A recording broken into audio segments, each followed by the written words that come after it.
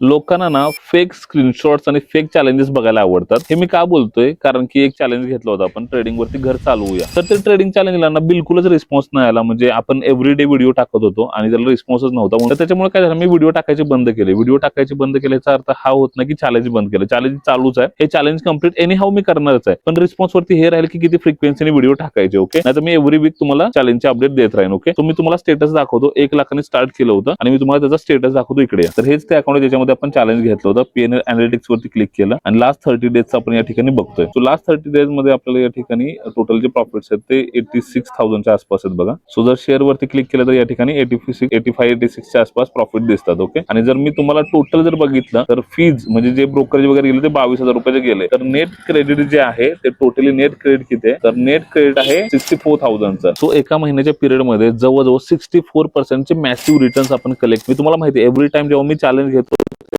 करतो. आता टोटली आपले 3 चॅलेंजेस चालू आहेत मित्रांनो. पहिलं तर हे चॅलेंज ट्रेडिंग वरती घर चालू आहे. दुसरं चॅलेंज चालू आहे 80,000 ते 1 करोड आणि तिसरं चॅलेंज 180 डेज हे चॅलेंज आहे. असे 3 चॅलेंजेस चालू आहेत. सो ह्या व्हिडिओच्या रिस्पॉन्स वरती आपण हे बघू की व्हिडिओ कसे पोस्ट करायचे किंवा फ्रिक्वेन्सी कशी ठेवायची. Thank you so much.